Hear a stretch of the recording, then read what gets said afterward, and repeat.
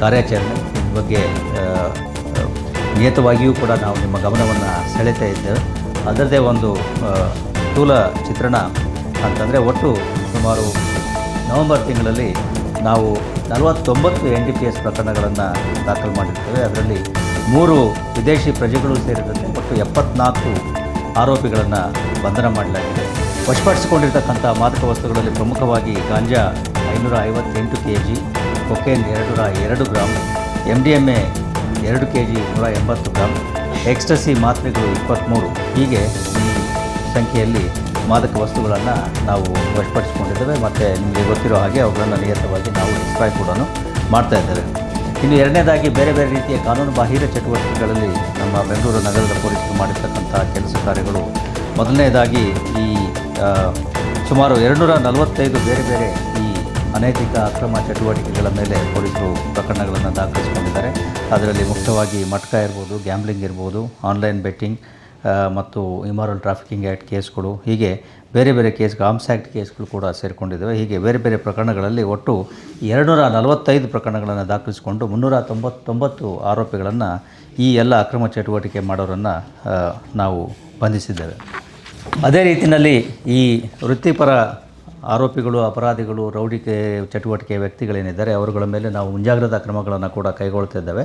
ಅದರಂತೆ ನವೆಂಬರ್ ತಿಂಗಳಲ್ಲಿ ಬೆಂಗಳೂರು ನಗರದ ಎಲ್ಲ ಪೊಲೀಸ್ ವಿಭಾಗಗಳಲ್ಲಿ ಒಟ್ಟು 328 PR ಪ್ರಕರಣಗಳನ್ನು ನಾವು ದಾಖಲಿಸಿಕೊಂಡಿದ್ದೇವೆ.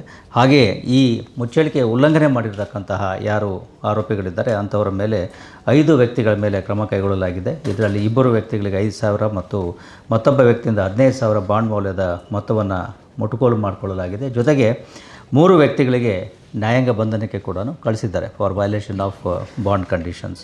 ಅದೇ ರೀತಿಯಾಗಿ ಈ ಪ್ರತಿ ತಿಂಗಳು ನಾವು LPR ಪ್ರಕರಣಗಳ ಪತ್ತೆ ಬಗ್ಗೆಯೂ ತಮ್ಮ ಗಮನವನ್ನು ಸೆಳೀತಾ ಇದ್ದೇವೆ. ಇವು ಹಳೆ ಪ್ರಕರಣಗಳಲ್ಲಿ ಯಾರು ಆರೋಪಿಗಳು ಬಹಳ ವರ್ಷಗಳಿಂದ ನ್ಯಾಯಾಲಯಕ್ಕೆ ಹಾಜರಾಗದೇ ತಲೆಮರೆಸಿಕೊಂಡಿರ್ತಾರೆ ಅಂಥವರನ್ನು ಪತ್ತೆ ಮಾಡ್ತಕ್ಕಂಥದ್ದು.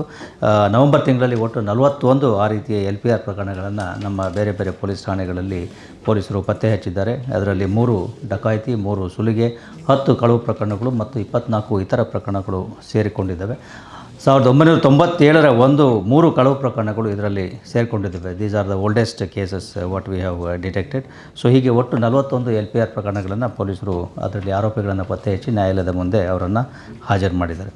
ಅದೇ ರೀತಿಯಾಗಿ ಪ್ರೊಕ್ಲಮೇಷನ್ ಮತ್ತು ಈ ಬೇಲ್ ಜಂಪ್ ಯಾರು ಮಾಡ್ತಾಯಿದ್ದಾರೆ ಅವರುಗಳ ಮೇಲೆಯೂ ಕೂಡ ನಾವು ಅವರನ್ನು ಪತ್ತೆ ಹಚ್ಚಿ ಬಂಧಿಸ್ತಕ್ಕಂಥದ್ದು, ನ್ಯಾಯಾಲಯದ ಮುಂದೆ ಹಾಜರು ಮಾಡ್ತಕ್ಕಂಥದ್ದು, ಜೊತೆಗೆ ಅವರುಗಳ ಮೇಲೆ ಕಾನೂನು ಕ್ರಮವಾಗಿ ಈ ಅಪರಾಧ ಪ್ರಕರಣಗಳನ್ನು ಕೂಡ ದಾಖಲಿಸ್ತಕ್ಕಂಥದ್ದು. ಯಾಕೆಂದರೆ ಬೇಲ್ ಜಂಪ್ ಇರ್ಬೋದು, ಪ್ರೊಕ್ಲಮೇಷನ್ ಇರ್ಬೋದು, it is A cognisable offence. ಅದರಲ್ಲಿ ಒಟ್ಟು 13 ಈ ಪ್ರೊಕ್ಲಮೇಷನ್ ಇರತಕ್ಕಂತಹ ಆರೋಪಿಗಳನ್ನು ಬಂಧಿಸಿ ಅವರುಗಳ ಮೇಲೆ 209 BNS ಅಡಿಯಲ್ಲಿ ಪ್ರಕರಣವನ್ನು ದಾಖಲಿಸಿಕೊಂಡಿದ್ದರೆ, ಒಟ್ಟು 61 ಆರೋಪಿಗಳು ಯಾರು ಬೇಲ್ ಜಂಪ್ ಮಾಡಿದ್ರು ಅವ್ರ ಮೇಲೆ NBW ಇತ್ತು, ನ್ಯಾಯಾಲಯಗಳಿಗೆ ಹಾಜರಾಗಿರಲಿಲ್ಲ, ಅಂತಹ 61 ಆರೋಪಿಗಳ ಮೇಲೆ 269 BNS ಅಡಿಯಲ್ಲಿ ದಸ್ತಗಿರಿ ಮಾಡಿ ಅವರುಗಳ ಮೇಲೆ ಕ್ರಮವನ್ನು ಜರುಗಿಸಲಾಗಿದೆ. ಹಾಗೆಯೇ ನಗರದಲ್ಲಿ ರೌಡಿ ಚಟುವಟಿಕೆ ಮೇಲೆ ಸಂಪೂರ್ಣ ನಿಯಂತ್ರಣವನ್ನು ಸಾಧಿಸಲಾಗಿದೆ. ಅದರಂತೆ ನವೆಂಬರ್ ತಿಂಗಳಲ್ಲಿ ಒಟ್ಟು ಈ 221 ರೌಡಿಗಳ ಮೇಲೆ PR ಪ್ರಕರಣಗಳನ್ನು ದಾಖಲಿಸಲಾಗಿದೆ. ಅವರಿಂದ ಮುಚ್ಚಳಿಕೆಗಳನ್ನು ಪಡೆದುಕೊಳ್ಳಲಾಗಿದೆ ಮತ್ತು ಯಾರು ತಲೆಮರೆಸಿಕೊಂಡಿದ್ದರು ಅಂಥವರನ್ನು ಪತ್ತೆ ಹಚ್ಚಿ 11 ಪ್ರಕರಣಗಳಲ್ಲಿ ಅಂಥವರನ್ನು ಪತ್ತೆ ಹಚ್ಚಿ ಅವರುಗಳ ಮೇಲೆ 229A ಅಥವಾ 209 BNS ಅಡಿಯಲ್ಲಿ ಪ್ರಕರಣಗಳನ್ನು ದಾಖಲಿಸಿಕೊಳ್ಳಲಾಗಿದೆ. ಈ ತಲೆಮರೆಸಿಕೊಂಡಿರ್ತಕ್ಕಂಥ ರೌಡಿಗಳಲ್ಲಿ 22 ರೌಡಿಗಳನ್ನು ಪತ್ತೆ ಮಾಡಿ ಅವರುಗಳ ಮೇಲೆ ಕ್ರಮ ಕೈಗೊಳ್ಳಲಾಗಿದೆ. ಅದೇ ರೀತಿಯಾಗಿ ನವೆಂಬರ್ ತಿಂಗಳಲ್ಲಿ ಒಬ್ಬ ಗುಂಡ ಅಂದರೆ ರೌಡಿ ಚಟುವಟಿಕೆಗಳಲ್ಲಿ ವೃತ್ತಿಪರ ಆಗಿರ್ತಕ್ಕಂಥ ಒಬ್ಬ ವ್ಯಕ್ತಿಯ ಮೇಲೆ ನಾವು ಗುಂಡಾ ಆ್ಯಕ್ಟನ್ನು ಕೂಡ ಜಾರಿ ಮಾಡಿ ಆತನನ್ನು ಬಳ್ಳಾರಿ ಕಾರಾಗೃಹಕ್ಕೆ ಕಳಿಸಿದ್ದೇವೆ. ಹೀಗೆ ಭದ್ರತಾ ಕಾಯ್ದೆ ಅಡಿಯಲ್ಲಿ ರೌಡಿಗಳ ಮೇಲೆ 221 ರೌಡಿಗಳ ಮೇಲೆ ಕ್ರಮ ಕೈಗೊಂಡಿದ್ದು, ಜೊತೆಗೆ ಈ 269 ಅಂದರೆ ಈ ಬೇಲ್ ಜಂಪ್ ಮಾಡಿರತಕ್ಕಂಥ 11 ವ್ಯಕ್ತಿಗಳು, 11 ರೌಡಿ ವ್ಯಕ್ತಿಗಳು ಹಾಗೂ ಪ್ರೊಕ್ಲಮೇಷನ್ ಇರತಕ್ಕಂಥ 4 ರೌಡಿ ವ್ಯಕ್ತಿಗಳನ್ನು ಬಂಧಿಸಿದ್ದೇವೆ. ಜೊತೆಗೆ ತಲೆಮರೆಸಿಕೊಂಡಿರ್ತಕ್ಕಂಥ 22 ರೌಡಿಗಳನ್ನು ಬಂಧಿಸಿದ್ದೇವೆ ಮತ್ತು 1 ಗುಂಡಾ ಆ್ಯಕ್ಟ್ ಅಡಿಯಲ್ಲಿ ಕೂಡ ಕ್ರಮ ಕೈಗೊಂಡಿದ್ದೇವೆ.